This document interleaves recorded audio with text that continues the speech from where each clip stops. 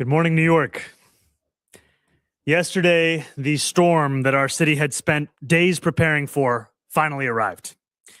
Snow fell across the 5 boroughs, temperatures dropped, winds gusted. The forecasts were largely accurate. Nearly a foot of snow accumulated in parts of our city. And yet today, our city is up and running, thanks to the plans we put in place and the countless city workers who delivered on them. The strength of our response is a testament to all of those who put in long shifts, clearing snow from our parks, keeping our public transit running, and responding to emergencies. Over 5,000 sanitation workers traversed our 6,000 miles of roadway multiple times, using 2,500 pieces of equipment to plow snow, pour brine, and dispense tens of millions of pounds of salt. Every street in this city was plowed. Nearly 19 tons of anti-icing solution were applied to the East River bridges by our DOT crews. The City Tow Truck Task Force, which helped our 53 motorists yesterday and today, didn't just help keep roads clear across the 5 boroughs. They freed trapped motorists, escorted plows, and ensured ambulances could get to those in need. These are our fellow New Yorkers who do immense work that is often unseen and unrecognized. They keep our city running no matter the challenge before them. They deserve immense credit and immense gratitude, to which they would respond, I'm sure, that they were only doing their jobs. New York was prepared, and New York weathered the storm. I want to commend the leaders who are here with me today, those who are still hard at work at our emergency operations centers, and every agency that communicated and coordinated effectively across government to serve this city. And I want to commend also the countless everyday New Yorkers who did their part to help our city stay on its feet. The neighbors who shoveled snow off their stoop and then did the same for the stoop next door. The business owners who salted the whole block. The young people who brought supplies to the elderly couple upstairs. We prepared for this storm together, and we rode this storm out together. Now, while the worst is behind us, there is still more to be done as we clear the snow and restore our city. Our top priority remains ensuring that every New Yorker can remain safe and warm throughout this prolonged cold period. Enhanced Code Blue protocols have been in place since Friday night and empowered our outreach teams to make 170 placements in shelters, safe havens, stabilization beds, drop-in centers, and hospitals over the weekend. The vast majority of these placements were to shelters. Just because the storm has passed does not mean that the danger to homeless New Yorkers has passed. Outreach teams are only intensifying their efforts today to connect vulnerable New Yorkers to shelter.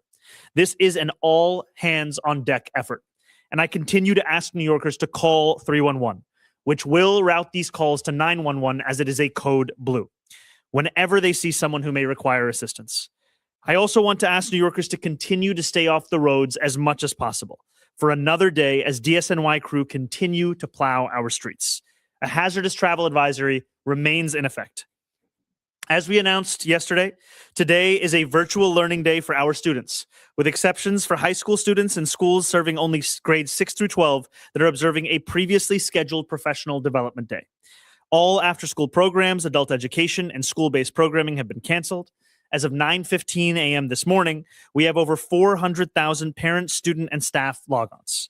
Again, as a reminder, high school students and grades 6 through 8 students co-located with high school students had a previously scheduled day off for professional development, so our decision to go remote impacts a portion of our school system, about 500,000 students who are scheduled to be in school on Monday. I did visit a classroom this morning remotely alongside the chancellor and reiterated my offer to students that they could pelt me in the face with a snowball. They were very excited about that and asked for a time and place. Said you can find me anywhere in New York City. There remain some interruptions to service. Alternate side parking is suspended today and will also be suspended tomorrow. Payment at parking meters will remain in effect. The Staten Island Ferry is continuing to run on a modified schedule every 20 minutes. And I want to also ask New Yorkers to be patient with garbage collection as DSNY prioritizes snow removal in the immediate short term. But our city is steadily coming back online. Lyft's suspension of city bike service has been lifted. The New York City Ferry is running once again and operating at 90% capacity. Buses and subways are also running normally, though I would encourage New Yorkers to budget some extra time on their commutes. Our goal is for all services to be fully restored by tomorrow, with all streets cleared, students back at school in person, and our city back to normal, albeit with a lot of snow piled up. I am grateful to all the New Yorkers who heeded our guidance to stay inside and to practice caution, and to every person who contributed to the citywide effort that allowed us to endure this storm successfully. Please continue to monitor the cold temperatures that we are expecting over this coming week and to look out for one another. As always, New York, stay warm, stay prepared, stay safe. Thank you very much. Now our Chancellor, Kumar Samuels. Hello, good morning. So this morning, I not only logged on with the mayor to a class where we read The Snowy Day, I also logged on with my own daughter before I left home.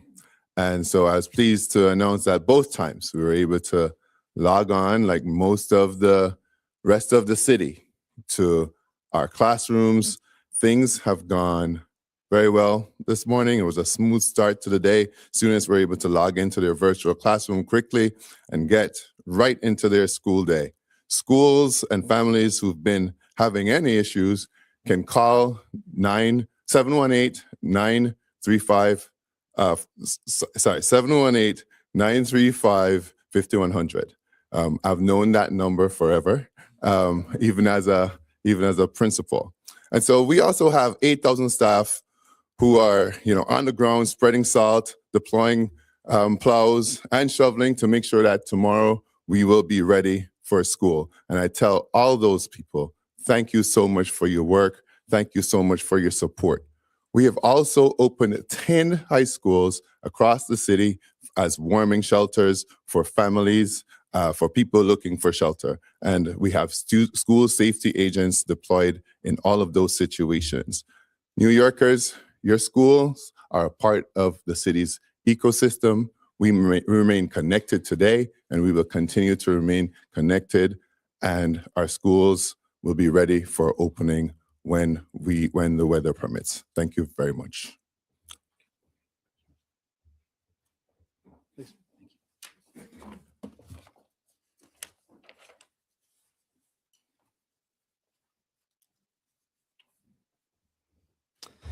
Good morning. I just want to start by thanking the thousands of city employees and volunteers who worked through this weekend shoveling snow, responding to emergencies, serving our most vulnerable, conducting outreach and coordination overnight and in dangerous conditions.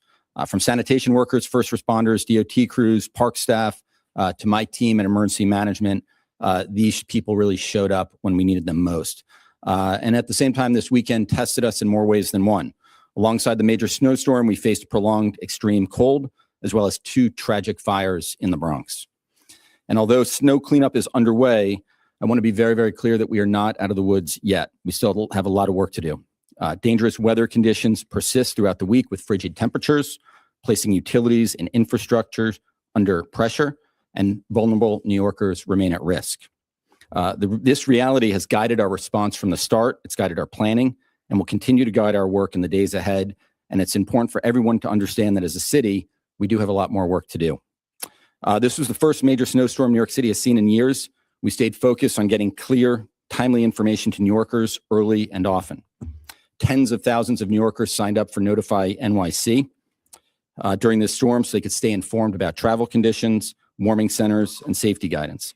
Knowing is half the battle. Informed New Yorkers make safer decisions, and New Yorkers did exactly that. People stayed off the roads when possible. They checked in on neighbors, and they took advantage of city resources. We were able to open, as the chancellor said, and the mayor, warming centers across all 5 boroughs.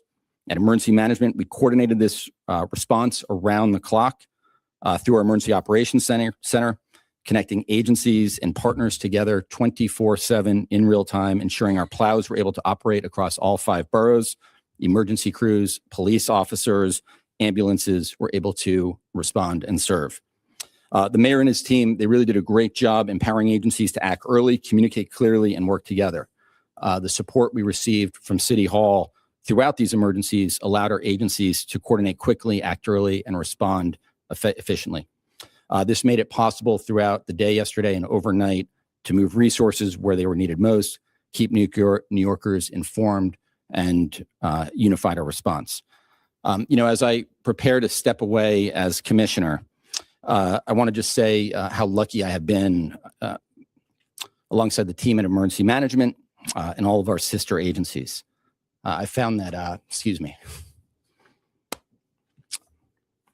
I found that government really is truly at its best when it's a team sport. We've tackled this team just about everything from, supposed to get emotional in 2 weeks, not today. Everything from one of the largest humanitarian crises this city that has ever arrived on our shores, tragic mass shootings, a tragic shipwreck. We've seen record-setting rainfall, heat, other extreme weather. We've had major cyber incidents, space weather, air pollution from Canada, aviation accidents. We've had building collapses, water main breaks, an endless number of fires. Up until now, my amazing first deputy, Christina Farrell, and I have had it all, except a major snowstorm. And one of the things I want to say is I'm very confident that no matter what the future holds, this team has it. This team is incredible. And Mr. Mayor, I also want to say to you, you really are building a great team here at City Hall. In the short time we've worked together, it's been a busy, busy couple of weeks. And I've seen you and your team show up for New Yorkers on their worst days through 5-alarm fires and more. It's been a busy few weeks. And I'm confident that with this team, including your amazing Deputy Mayor for Operations, Julia Gerson, and so many others, our team at NYC, and the thousands of men and women who serve this city, who show up day in and day out for the people of this great city. I know this city is in great, great hands. So thank you all so much.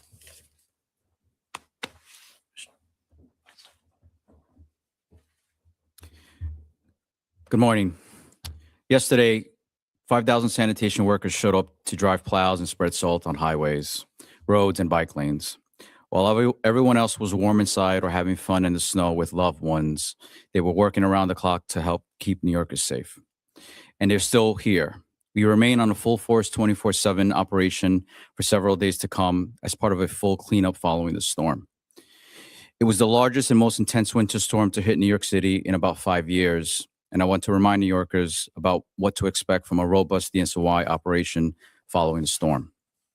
Last night and today, we plowed every single street multiple times, running routes consistently and repeatedly based on conditions on the ground. Because of that work today, the streets are passable for emergency vehicles and people who must drive to get to work. The same is true for bike lanes, which are so critical for New Yorkers in the delivery field. But this is an ongoing process. Those huge mounds of snow can't stay at the corners. They need to be hauled away. And as New Yorkers address their sidewalks or dig out their cars, bike lanes and roadways will still need additional passes from DSNY. We are not slowing down. We have hundreds of emergency snow shovelers working today with an emphasis on making sure areas around schools are ready for tomorrow.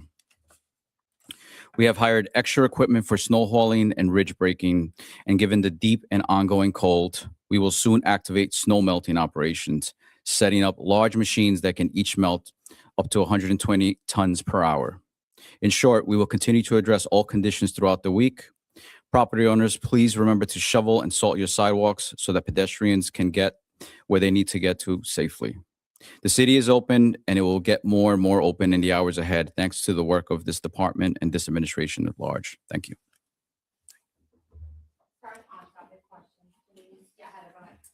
Hi, Mayor. How are you? Hi, how are you, Heather? I just want to address the 2 fires in the Bronx. Both of them had, unfortunately, deaths related to them. Speaker Menon, as well as Councilmember Pierina Sanchez, said that they were concerned about the lack of clarity and coordination when they got to the scene, particularly with information being communicated to residents, whether it was safe to go back into their homes. Just wanted to get your response on that. And particularly in District 14, they've seen a number of fires. Usually it's a big area where we see, they said 6 fires since December. Is there more resources being activated to that community to address these concerns? So this fire, frankly, the 2 fires that we saw over the weekend and this fire that you're asking about specifically, it was a tragedy. And my heart, and for all of us up here, goes out to the family of the deceased. The FDNY was at the scene of that fire about 5 minutes after the call was placed. The fire was under control within about 80 minutes. And right now, FDNY is conducting a full investigation, as they do. The preliminary cause that's been shared with us at this point is that of electrical wiring. And our city agencies were on the scene alongside FDNY, including DOB and HPD, to serve residents. And I spoke to Councilmember Sanchez directly yesterday evening, and we remained in close coordination to ensure that every single affected resident was given transportation to a hotel. And what I will say just broadly is, and Commissioner Iskel spoke about this in his own remarks, but a number of the times where we've seen each other have been at 5-alarm fires. We have seen each other at a number of the worst moments for New Yorkers. And on Saturday, I was at the first fire that occurred in the Bronx over the weekend. And when I met with the woman in whose home that fire began, and she leaned in for a hug and I embraced her, I could still smell the ash on her clothing. And this fire, it consumes people's lives. People lost, in some cases, New Yorkers lost their life. In far more cases, New Yorkers lost their pets. They lost their belongings. They lost the things that really give them a sense of self. And I'm very thankful, frankly, for our partners in the council, as well as for our city agencies and our partners with the American Red Cross. Because what I've seen so often is that it is in a moment of loss, of devastation, and it's at that very moment where people need help the most. And I'm proud of the work that people are doing. Yeah. The Grand Street fire was the electrical. Yes, the second fire. Yes. Thank you. Hi, Mayor. How you doing? Hey, how's it going? Two sort of forward-leaning questions with this big storm being chased by very, very cold temperatures, particularly in the overnight hours. First, what is the sidewalk clear deadline, and are you worried with this kind of sleeting down ice last night and then already very cold? A lot of New Yorkers just simply won't be able to do it, and then what? And then also, you mentioned a number of removals, homeless individuals. We did have some people found deceased. Are you doing anything different moving forward into this next phase of the storm and cold as far as getting people off the streets? So I'll answer the second question first, and then I'm going to pass it over to our Deputy Mayor Kersen for the first question. So first and foremost, I send my deepest condolences to the families and the loved ones of those New Yorkers that lost their lives. Any loss of life is truly a tragedy. And that's why we're continuing to urge New Yorkers to get to a safe and warm location. And also, if they see anyone who is in need of assistance, to call 311. Because as we are under a code blue, those calls to 311 are then rerouted to calls to 911. Now, what it means to be in a code blue, which continues today and will continue this week, is that shelters have relaxed their intake policies. Whereas typically you might have to go through a set of paperwork or processes, have to go to one shelter to go to another. What we are seeing for a code blue is that no one is turned away from these kinds of shelters. And that is a large reason why we're seeing the successful placement of more than 170 New Yorkers into a wide variety of places, vast majority being shelters. I also just want to say a deep note of gratitude to our city workers, especially at the Department of Homeless Services, who have been conducting outreach to homeless New Yorkers every 2 hours across the city. And what we are seeing, that this is also a reminder that if anyone sees someone out in the cold, call that number, connect them with services. We don't want New Yorkers to be out there. Yes, thank you. So we are looking for people to have cleared the sidewalks in front of their property before 11 a.m. this morning or as soon as possible. And if people see sidewalks that are not cleared, please report that to 311. Thank you. And I'll just say before we go to the next thing, this is also an opportunity to help for New Yorkers to help others in need. Today, this morning, when we asked students what they were going to do, a number of them spoke about snow angels, spoke about throwing snowballs, and there were also a number of students who spoke about helping their parents with shoveling. And I think that, yesterday, as we were heading back from our press conference, I saw there was about an 85-year-old woman in Astoria who was struggling to shovel, and a very young neighbor of hers came over and started to help her, and then we helped together. And that's the kind of city that we also love and know.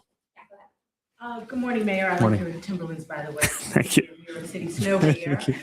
This is one of the first big challenges of your administration. What have you learned so far about yourself, about your leadership style, and also what have you learned about the city resources, the readiness, what's still needed, what really excelled? What have you learned so far?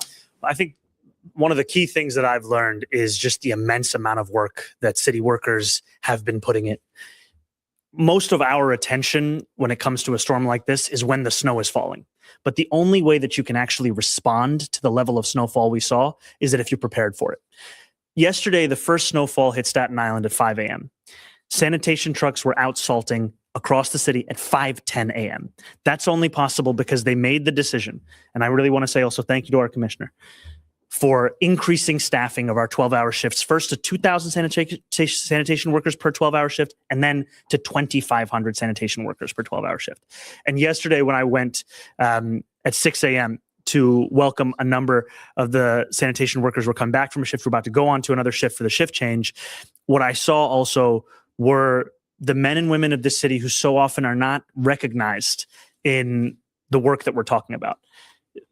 Our city government's ability to meet this moment, it is in part because of the leadership of everyone up here, and it is also in large part, frankly, because of the work of the men and women whose names most New Yorkers will never know, whose work they will never see. And I also think the other thing I'd say is, for all that's said about our city, that we are always in a hurry, that we are brash, that we are rude, what I think sometimes gets missed is just how much New Yorkers care for each other. And yesterday, as I went through the city, I saw so many New Yorkers who were just lending a helping hand to people whose names they didn't know, whose stories they didn't know, but all they knew about them was that they too were New Yorkers. They too deserved a helping hand. What did you learn about yourself, your own leadership style? And that people care a lot if I don't wear a hat. And I will tell you, I was brushing it off, and then towards the end of the day, my hair started to freeze, and I did put on a nice beanie, and I was much warmer. So I appreciate the feedback. I will take it moving forward. Yeah, thank you. Hi, Mayor. How are you? How's it going? If I understand it correctly, Code Blue, doesn't Code Blue, in addition to being relaxed shelter rules, also mean that people, if they're outside in life-threatening temperatures, can be forced to come off the streets? Isn't that also part of Code Blue? And is that happening? I wonder if you can give me a sense, or anyone of, how many times has that happened in this storm where, someone has been told, no, you can't stay here, you have to come in? And then also, is there anything else you can tell us to fill in the blanks on the circumstances and the deaths of those people who we initially thought might have been homeless but ended up not being homeless? I think I'll answer the second question, then I'll pass it over for the first. I think this is part and parcel of any fast-moving situation, that we always want to share with New Yorkers what we know at the time. And so at this time, what we know is that a number of those 7 New Yorkers who lost their lives had interactions with our shelter system in the past. It is still too early to share a broader diagnosis or a cause of death. However, as you've said, and I think as many New Yorkers know, this kind of cold, we haven't seen this kind of cold for 8 years, and it is debilitating. Yesterday, we were driving over the Triborough, I think it was, and as we were driving, I saw a man who had pulled over his car. We stopped, I went out, and he had tried to avoid a car that had made a sudden stop, and in doing so had skidded over to the side of the bridge. And he came out, and he told me, he was telling me what happened. We were calling TBTA. We were looking to get a tow truck for him. I called his boss. I said, please give him a few more hours before he can get there. He was a security guard. The boss didn't believe that it was me. We went back and forth. He finally believed it. And I looked over at this man, and he was wearing a jacket, and I asked him, you should zip up your jacket. It's very cold. He said, my zipper is broken. And the reason I share this with you is that there are many New Yorkers who are having to go through these kinds of conditions without everything that they need. And too often they're made to feel as if it's their responsibility. And I want to make very clear from our city government that actually we view your problems as our problems. We want to be there to help you. And what I've seen city workers do in providing that kind of warmth, on Saturday morning when I went to the warming center after we saw that fire in the Bronx, and I was there alongside Speaker Hastie and State Senator Jamal Bailey and Councilmember Kevin Riley, was that New Yorkers were at a loss of what could happen next. This was before the worst of the storm was to hit. What could they do? And it was through the kindness, the service of city workers, and also the American Red Cross that they were finding a moment to get a sense of themselves. So I'll pass it over for your first question. You're very welcome. Good morning. Yes, if an individual is in danger, right, danger to themselves or to others, we will involuntarily remove individuals to the hospital. That is our our solution of last resort wherever possible. We really try to build relationships and trust with the individuals that we serve. Over this weekend, there were 3 involuntary removals to the hospital. But as the mayor has noted, many, many more voluntary removals. And that is based on the long history and relationship building that outreach workers do, and to convince people that this is in fact a truly exceptional circumstance and they need to accept a placement. Hi, Mayor. So did you give the guy a jacket? Is it working? No, we actually put him in his car and gave him hand warmers, got the heat back up. I wanted to ask, one of the things I noticed, and I've heard complaints from people, is that bus stops haven't been cleared, and even crosswalks, like even this morning coming to City Hall, Park Place and Broadway, like it was about 2 feet high when they cleared the sidewalk. So whose responsibility is it particularly for bus stops? I saw yesterday tons of, elderly getting on buses, and it's difficult for people to climb over the snow pile. So I don't know if that's the property owners who have the bus stops in front, or whose responsibility is that, and if the city will step in to get some of these cleared. Yeah. I'll have our deputy mayor. Yeah, sorry. Yeah, it is the Department of Transportation's responsibility to clear bus stops, and we have activated extra resources from our contractor and our DOT staff to be working on that. This was sort of an extraordinary amount of snow, and as you know, all of our workers are working to do everything around the city to clear snow in front of their properties, but we are working to clear all those bus stops. Do you have data on how many were clear? And I saw, anecdotally a photo of Brooklyn, but I can tell you, like Queens Boulevard yesterday, major artery, none of the bus stops were cleared, and the buses were still running. So do you have data on how many bus stops were cleared yesterday and today? Not immediately, but people should report those when they see them so that we can respond. Go back to the question about the people, the homeless people who are on the streets. And I know that getting 170 people into shelter is momentous and hard to do, but there are sometimes 3,000 or 4,000 people on the street at any given time. I'm wondering, when you do this outreach, where are you going? Are you going to the encampments? Are you going to the subways? Are you going to the other places where people seek warmth to try to convince them to come out of the cold? And how do you feel about the fact that some people have to be brought in involuntarily, especially since the man apparently froze to death in Junction Park in Queens? Look, I think the work of these incredible city outreach workers is both of their own planning, where they know where they have to go to actually find and meet and make the case to homeless New Yorkers, but also it's in response to New Yorkers' calls to 311. And that's why it's so helpful, is that I know there are so many New Yorkers who see someone out in this kind of cold and know what we all know, which is that no one should be out in this kind of cold. And when they make that phone call, that also informs where the outreach workers are going. So it has to be proactive. It cannot be a wait for homeless New Yorkers to come to us. We have to go out there and make the case directly. And I think that the 170 placements, as you said, it's not only a testament to the outreach work that's being done, it's also a glimpse into the far larger number of conversations that are being had. And then when it comes to involuntary commitment, I think, as was said, this is a last resort. However, it is a resort when it is of a medical danger to a New Yorker to stay out there. I wonder how frustrated you are as a mayor who cares about people, that when we know that there are 3,000 or 4,000 people on the street, and you can only get 170 to come in and get shelter, and you know it's going to be colder and colder as the week goes on. I think first I would say the census of homeless New Yorkers, especially in a moment of this kind of cold, it's hard to pinpoint exactly what it has been over these last few days. However, there is a hope count coming up this week where we will get a more accurate number of how many New Yorkers are homeless here across our city. For me, this is a moment where the city can show itself as a government that can meet the needs of New Yorkers, and also one that has to listen to New Yorkers. Because Marcia, you had flagged in the past that you'd spoken to a homeless New Yorker who didn't want to go to a shelter because they didn't think that they would be offered a single bed on their own.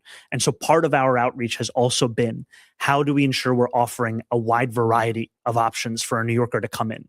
Because the most important thing is to get that New Yorker off the street, get them into the warmth. I can tell you that the cold, we pride ourselves on being tough in this city, but after 8 years of not facing this kind of cold, we might be numb to what it actually means for people.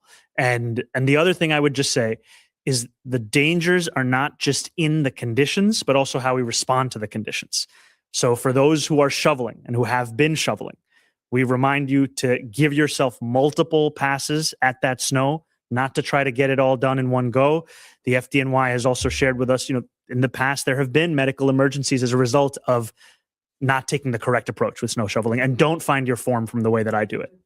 Today, because that man that I spoke to, Yeah. your staff actually got him a single bed, and he went in and got shelter, so he wasn't on the street because of your action. Thank you, Marsha. That was also because of you having flagged that. I appreciate that.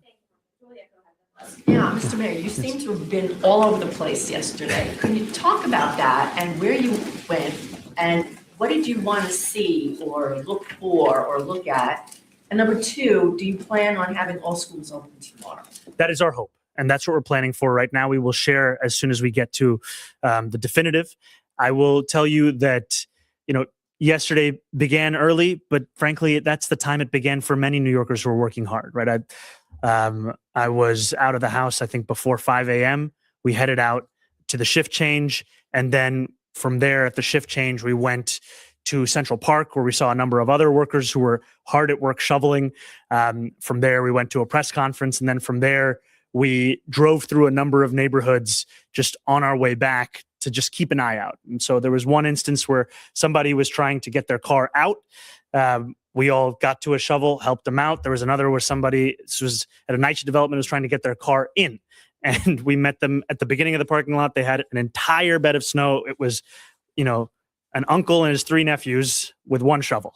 And so we got to work and helped him in. We drove into Queens. We met a man whose tires were far too low and he was not able to drive through the street. So we shoveled, we got him out. And then we were about to call sanitation. And then there they were. There were 2 plow trucks that were just right there coming in at the perfect time. We went through Astoria, and this is all on the way back to Gracie. And that's where we saw this 85-year-old woman who was trying to shovel. There was a 20-something-year-old young woman who was helping her. And we started to help her. There were a whole number of situations that we saw. But I think at the heart of it was just, yesterday was a glimpse into what city workers do every single day. And truly, the depth of my appreciation, I don't know if I can fully communicate it, because they are doing the impossible. They are doing the incredible. And for them, it's the ordinary. And that's just a testament to the incredible people we have here and the leadership that also leads them every single day. Thank you. Hi, Mr. Mayor. Hi, Liz. How's it going? Good. I spoke to Queensborough President Donovan Richards last night, and I asked him for his assessment. He said as of last night, he would give you an A. But one thing he was seeing, and he acknowledges this is not the city's responsibility, but he got complaints of people being stuck on the highways. And I was wondering if that was something that the city noticed too. And his question was, could there have been better coordination between the city and state on clearing those highways and getting people moving? Because he said his own mother got stuck on the highway. I'll just pass it over. As Commissioner Iscol mentioned, in our Emergency Operations Center, we had dozens of agencies represented, including state agencies. And actually, the tow truck task force was coordinating tow trucks across the city, including on highways that are, maybe state owned. And so we were responding in real time to everything that was happening, city, state, even some federal level coordination. Questions for Molly. Can she elaborate on the 3 folks who were forcibly removed, like the circumstances of it? And second, have the Adams era shelter rules relating to migrants been relaxed? And if they have, when must migrants leave the shelters? Yeah, thank you. I'm not going to get into the details of the 3 specific cases. I want to protect people's medical privacy. An individual who is not appropriately dressed, who is wet, who is unable to acknowledge that there are the real dangers. That is the kind of instance, particularly in this weather, where we'll take somebody to the hospital. And I do want to stress, these are decisions that are made by clinicians, and the next step is to take somebody to a hospital where a doctor can assess them fully and determine what the next step is there, right? So this isn't, it's not incarceration, and it's not involuntarily removing people to shelter. It really is about a medical decision making. we'll take the people to the emergency department, and the doctors there will make the appropriate decision. With respect to the asylum seekers, there is only one designated asylum seeker site left in the city. That's the Bruckner site that's operated by the Housing Recovery Office. There are no discharges happening at this time. The long-term plan for the Bruckner site is still under development, but there are no time limits on their shelter stays. Every migrant who needs shelter can get shelter. Anybody in the city of New York who needs shelter can get shelter. Thank you. Hello, good morning, Ms. Mayor. I just want to get some clarity. I know you're not pinpointing the cause of death, but at this time, is New York City attributing the 7 deaths to the storm? That's one question, if we could get just some real clarity on that. And then the second question, I wonder if you're ready to give, I think this was part of the question that was previously being asked, if you give yourself and the city's response a grade for how you've done so far. And what was kind of you've talked about this, but what was your strategy going in? I know you looked at the kind of the failures of the past, but there was a lot more that went on in terms of the response and your particular role and presence during this time around. So what grade you give yourself and the rest of the response and the people behind you? I will leave it to New Yorkers to give me a grade. I will, however, say that I am incredibly impressed and appreciative of the work of the city workers, both their leadership here and all of them who are out there across New York City. I think that for so many New Yorkers, for all of the conversation about politics, really what they want to know is, can you meet their basic needs? And I think what city workers showed yesterday is that we can. And it's only possible if you take time in advance to prepare for something like this. And so when I look at these commissioners, when I look at the heads of these agencies and departments, what I also see are not what they did, frankly, on Sunday or even on Saturday, but frankly, what they were doing on Thursday and Wednesday, the calls that they were having, the plan that they were having, procuring additional salt for the city just in case. We had to be ready for every eventuality. We were talking about a wide spectrum of possibility of snowfall, and I wanted to make sure that if anything, we were over-prepared and we were over-communicating to New Yorkers, because what we did not want to have happen was that a New Yorker would go about their day on Sunday without knowing that this would be the coldest weather they'd seen in 8 years, without knowing that this would be the largest snowfall we'd seen in years. We wanted every New Yorker to know that. And I'm also appreciative of those that are working behind the scenes. I've had a few, opportunities to meet them, but even the incredible men and women who run Notify NYC. Right, more than 1 million New Yorkers are signed up to a texting system, which you can also join by texting Notify NYC to 692-692. And when you do so, you get updates that can even be localized to your zip code. And that helps New Yorkers stay abreast. And I'd also just frankly say thank you to the press corps, because oftentimes the questions that you're asking are amplifying the concerns of everyday New Yorkers. And so that helps it bring it to the attention of city government. We want our government to be a responsive one. We want it to be an excellent one and an efficient one. And I'll just pass on the question about your first question. I think that the difficulty we have, frankly, is that it is still too early to attribute the cause of death, and therefore it's too early to tie it to the storm specifically. But as soon as we have those autopsy results, which we anticipate at sometime soon, we will be able to answer both that question and the earlier questions. You said that all of the individuals or most of them had an interaction? Some of them. Some of them, Okay. yes. Had an interaction with the shelter system. Yeah, go ahead. Mr. Mayor, thank you. Any sense of the cost that this storm cost the city in terms of sanitation, extra overtime? I'll just note that it's not over, so we're still doing our response, and we'll be doing that throughout the week, but also we will do whatever needs to be done to make sure New Yorkers are taken care of. That's the most important thing. Yeah, we'll call on that. For the Deputy Mayor for Operations, I was wondering if you could walk us through a little bit about what that 311 review looked like of prior storms, and what sort of neighborhoods you identified and how to characterize the response to this storm. Okay, so we have a monitoring capability to be looking at 311 complaints as they are happening during the storm in real time, and we also did a review of 311 complaints over the last few storms. We specifically wanted to focus on complaints around properties that we own to make sure that we're doing our part. And then we let all of our agencies know the specific locations that were issues in the last few storms so that they could target those locations and make sure that they were clearing sidewalks in front of city-owned property. we want to make sure we're doing our part as we're asking New Yorkers to do their part as well. I'm wondering, you've mentioned that you're planning to reopen schools tomorrow. We're talking about clearing the sidewalks. Is there a concern about refreezing overnight? Have you spoken with the chancellor about the possibility of another day of virtual learning? And when can families expect to get an update if there is one as far as virtual learning? So I think this is part of what the chancellor had shared earlier, which is that right now there are hundreds of DOE employees who are also supplementing the work of DSNY as well as many other city agencies and departments in clearing the snow right outside of schools to make sure that it is safe for students to actually return. I think that's just to be clear, that's what drives all of our decisions is safety. That's why we made the decision for today to be remote, because the conditions were so hazardous that we didn't want there to be so many more New Yorkers who were out having to come to school. We're going to be sharing that decision with New Yorkers soon, around tomorrow and the days to come. However, what I will say is that is our hope, is to ensure that we return to in-person learning. For a few more, Moses and then Tim. I wanted to ask about power outages and if you've talked to the state about reaching out to Con Ed, and do you have any tips or advice for the New Yorkers with current outages out in parts of Brooklyn? Can you say the last part one more time? Do you have any tips and advice for Tips or advice for the New Yorkers that are currently in the cold because of the outages? I think the first thing I would say is to call 311 immediately. The city wants to know if you are facing any kind of an outage of this kind. It is also our job to help you respond to this.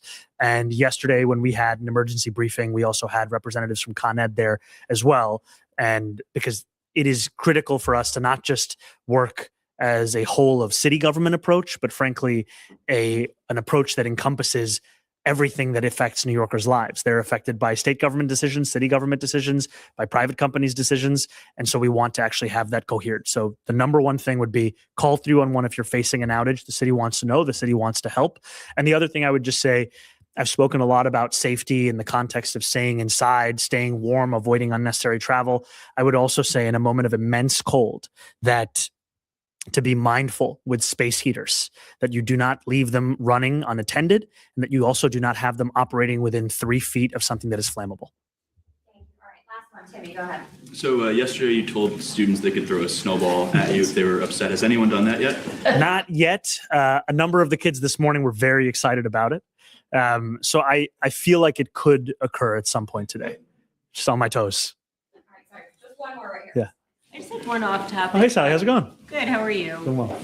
Last week, we reported that your law department is suing to stop the production of this TV show Behind the Badge, as well as Kaz Daughtry is going to Homeland Security. So I just had two questions. One, are you in touch with Mr. Daughtry at all in his new position or soon to be new position? And two, have you seen the footage of this show, and do you have any reaction to how much access these camera crews got to crime scenes? So I am not personally in touch with Mr. Daughtry, and I have not seen the footage myself of this show. I can tell you, however, that we're continuing a pre-existing law department policy on their action that they're taking. Okay. Thank you all so much. Snow is too soft for a snowball.